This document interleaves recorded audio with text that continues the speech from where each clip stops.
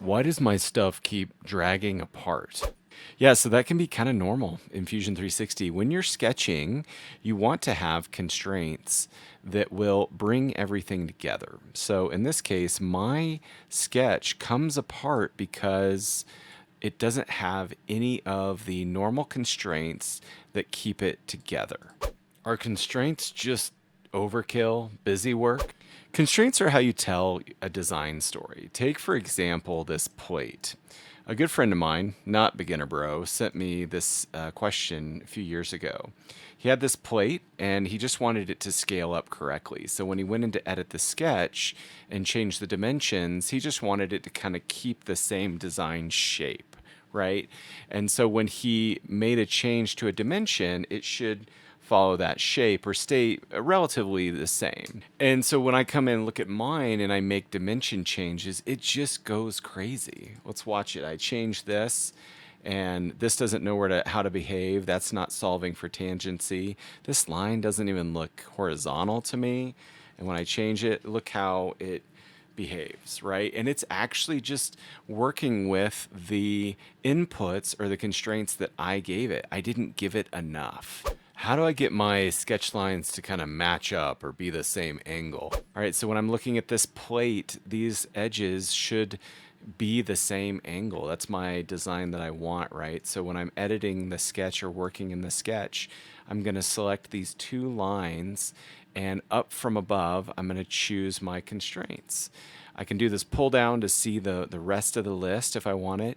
And what I want in this case is parallel or the same angle of line. Now when I drag this, they're both going to keep that same angle. So if I were to change the angle dimension here from 95 to say 105, I expect that they both shift over. How do I make two lines make like a T shape or that like 90 degrees? Like this angle to this angle, maybe we want this to be locked in. So I want to make this perpendicular. I am able to drag this angle. It's able to move. So I want to make a 90-degree transition between this line to this line. I'll choose both holding Shift or Command or Control on a Windows machine. I'll hit perpendicular. And now it makes that little T constraint. And perpendicular is typically between two lines. How do I make a line line up with another line? Yep, so when I have this block on top of another block, it's two different sketches. I want the sketch to line up with another. For example, this line to line up with another sketch line or edge. That's where I'll select both lines, and we're going to use a constraint called collinear. And I like to think of collinear as meaning of the same line or that they line up. So now that's going to line up together. That makes two lines line up. Thanks to Kativ for sponsoring this Fusion 360 Beginner Series. If you're looking for an expert when it comes to Autodesk products, whether that's moving engineering data to the cloud or getting one-on-one support, be sure to check out Kativ. Their link is down below. I need a line that runs left to right, and I need a line that runs up and down. So when you're sketching, it's important to remember what plane you're on. So in this case, I'm on the front plane, and I'm looking at the XZ. Those are the two directions that I really care about. So horizontal and vertical are really important, but they can be a little bit confusing when you're misaligned with your camera. Okay, so let's look at this. If I have a line, and I've drawn it out and I want it to go left to right, that's where I'll choose the horizontal vertical. They share the same name, and it's going to put the constraint that's closest. Okay, so I'll click that and it adds a horizontal constraint. I sketch a line that's close to running up and down. I'll select this, hit horizontal vertical, and it adds a vertical constraint running up and down. One thing you want to remember is if I flip the way I'm viewing this, you can see my front plane. I'm not looking straight at it. I'm turned basically 90 degrees. And so that looks to be horizontal to me, right? So that's something to remember, that the horizontal and vertical can be easily confused. When I click this, it's going to what is actually vertical. So when I realign myself or look normal to this front plane, this is in fact vertical and this is horizontal.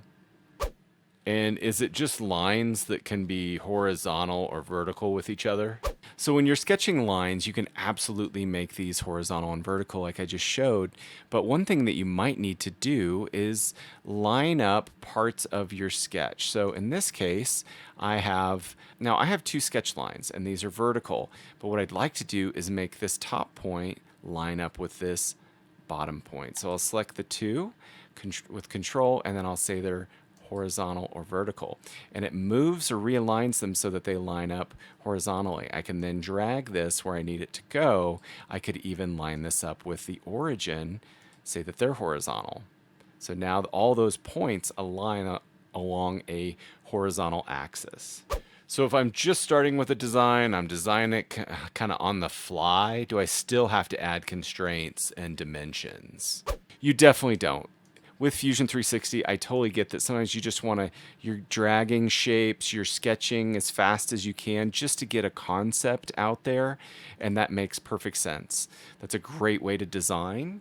And I would say only when you're far enough along that you want to be able to edit your sketches and edit your dimensions and have things obey your original design intent, that will save you more time if it's fully constrained and dimensioned properly. How do I make lines be the same length even if they're in different locations? So in this example, let's say that I want this line and this line to have the same length, even though they don't line up and they may not necessarily be parallel.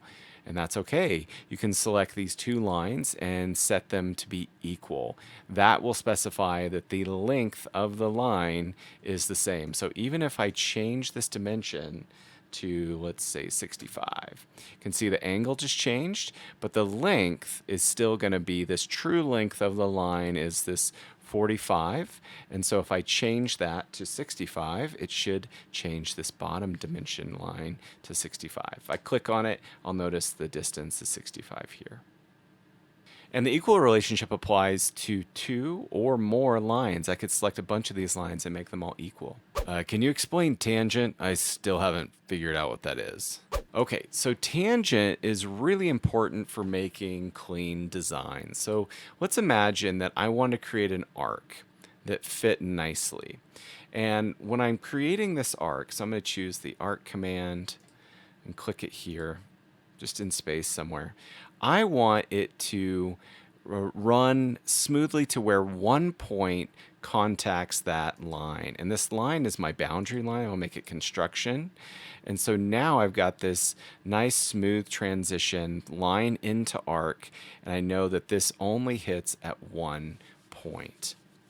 And if you want to look at it another way, if I'm coming into an arc, I'm going to use the arc command so that it doesn't force any tangency.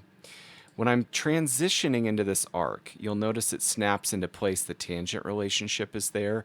That means it's a very smooth transition from line to arc.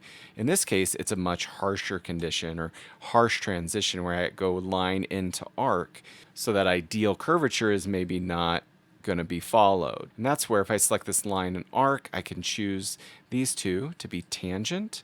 And so it has this nice smooth transition. And then again, like we just showed, if you had a line that this needed to terminate, or the end point or the furthest point wanted to touch this line, that's where we could choose the two. And again, tangent, and that's where it's touching at the end point furthest out to this imaginary or design constraint. Is there a fast way to draw something that'll be tangent, like a line and an arc? So when you're sketching, if you click a line and you're about to place another line, you can click and hold it. Hold down your left click and drag. It's placing an arc. And this arc actually has some designed constraint already built in. It adds tangency from that line into this arc. So it's a very fast way to do that if you want to add that constraint built in. When I add a constraint and a dimension, which one is in control? Okay, let's sketch 4 circles. They're all different values, all different diameters. Now, if I select all of them and I choose equal, there we go. They all have their relationships. Okay, when I drag one, what happens? They all obey that update or edit. Now, there's not really one master in this case. Anyone that gets changed, they all update. Now, if we were to add a smart dimension, this will be driving the rest from here on out. If I make this 45, they're all 45. If for some reason you want this one to be the master and to drive, that's where I would come in, delete the dimension, choose the smart dimension, place it on this one, and make it whatever value you want. And it now drives the rest of them. Sometimes when I add a dimension or a constraint, I get this message that everything's fully defined or over constrained. So I have a simple sketch, and my goal when sketching is to have this fully defined. It'll be all black, the sketch lines and entities, and they'll have a little lock over on your sketch indicator showing that you've put in enough dimensions and constraints for Fusion to know exactly what to do with the sketch. That's great. Now, what happens when I add one more thing? If I were to add one extra dimension, Fusion's going to freak out because I'm adding conflicting information. I'm telling it to do more than it can. And that's where it asks this question. Do you want to make this driven, which is a reference dimension or a measurement more than anything? Has a little parentheses. If you double click, it doesn't do anything. Now, if I were to double click on these, this is how we can, drive the sketch or make changes. So if you want to add this 90, come in and delete any constraints or dimensions that are in your way. So if I delete this parallel, now this 90 could be placed because there's not a dimension or constraint getting in the way. I can now move this to 105 because it no longer has to be parallel with this vertical line. What are you clicking to add constraints? I've seen a couple different things. When you're sketching and you want to add constraints, the keys that matter are the Shift and Control or Command on a Mac. So in this case, I have 2 lines. And I'm going to hold Shift and select the 2 lines. And now I can go select the constraints from the menu up here, as well as I'm going to show a shortcut for that in just a second. The constraints are up above on this menu item in the sketch menu. You can do the pull down to see the full list with it written out. I also can use my favorite, which is the right click. So if I select these 2 lines and right click, it's going to offer me some constraints down here as well. And I like using both when it comes to placing constraints quickly, so I can make these parallel. And is there an intelligent constraint tool, like an AI constraint method? Sort of. So when you right click, it's actually going to wake up only that which would work. So if I do these two lines, whoops, got an extra line there, looks like. How interesting. Okay. So if I choose these, hold Control and select these 2 and right click, the only things that are available here in this menu are the ones that should work between these 2 lines. So we could make them parallel, we can make them equal, and that's great. Now what about these 2 points? If I select these 2 points and right click, you'll notice this is a much smaller menu. So it's saying you could make them coincide, or you could lock them both in place, or we can actually line them up horizontally or vertical. I line them up vertical and it wakes up. So the select what you care about, the right click menu is intelligent and it only gives you what should work between the entities you've selected. Are there any constraints on the menu I should avoid or not use? The one constraint I would avoid is this lock, this fix unfix. So when you select it and fix, this is kind of the lazy man's way of applying a constraint that locks it in space, but it just fixed this line and now I can't drag it, but the length is still definable. So if I fix this angle, none of this moves. And if I try to, define it with a dimension, I cannot. It's just going to make it a reference dimension or driven, so it doesn't even drive it anymore. So lock is great for kind of forcing or not allowing any intelligence in your sketch. It's good for really fast ways of keeping something where it should be, or it's a quick way to hold something down, but it's not good for editing. It's not good for an intelligent sketch. I would stay away from it unless absolutely necessary.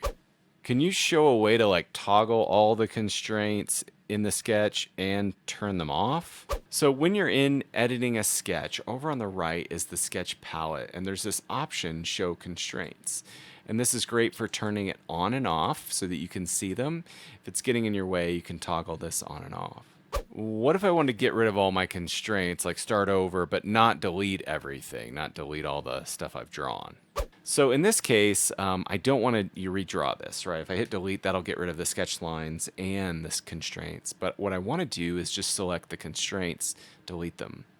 Great. So what you can do is come to your selection filter and choose to unselect everything. So select all, toggle that on and off to where nothing's selected. Sketch geometry constraints. And now if you box select everything, hit delete, that only selected the constraints and it deletes all of those for you. And what if I only want to delete a couple constraints? How do I do that?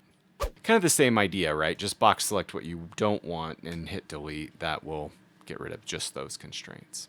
My sketch is fully constrained, but not the way I want it to be. How do I change it?